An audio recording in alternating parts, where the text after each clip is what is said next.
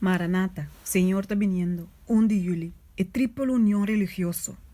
E minha mira está sali for de boca de dragão, e for de boca de bestia, e for de boca de profeta falso, 3 espíritos impuro maneira dori, mas uma nanta espírito não de demônio não, que está a milagre não, que está sali vai cerca e reina de inteiro mundo, para reunir não, para a guerra de grande dia de Deus Todo-Poderoso.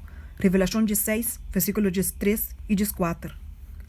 Dor de decreto, qual te impõe a instituição de papado, de violação da lei de Deus, nossa nação e Estados Unidos lo desconectassem completamente fora de justiça.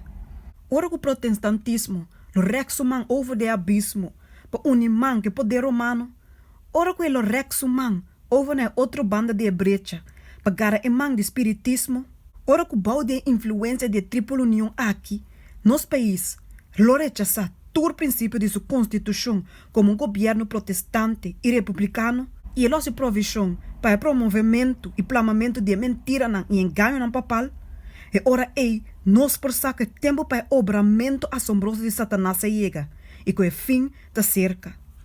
Via de 2 grandes erros, a imortalidade de alma e a santidade de já domingo, Satanás lo trece e gente não pode de seu engano. Mientras que promete poner fundeixe para o espiritismo, e último te cria uma união de simpatia com Roma. E protestante na de América lo te promenan para rekna mana over na outra banda de brecha para gara e man de espiritismo. Na lo rek over de abismo para unir que poder romano. E bau de poder de tripla união aqui, e país aqui lo sigue de passo na de Roma, de atrapamento ribe direito na de consciência.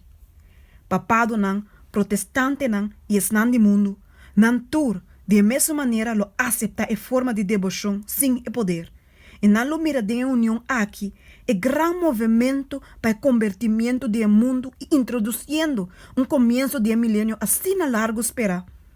Ora que nossa nação, Estados Unidos, lo renuncia de tal maneira e princípio nan de seu governo, dor de imponer lei dominical, de acto aqui, e protestantismo lo unisumana junto com o papismo. E não nota nada outro que o donamento de vida na tirania, que para assim largo, também busca ansiosamente essa oportunidade para lançar trobe de ditadura ativo.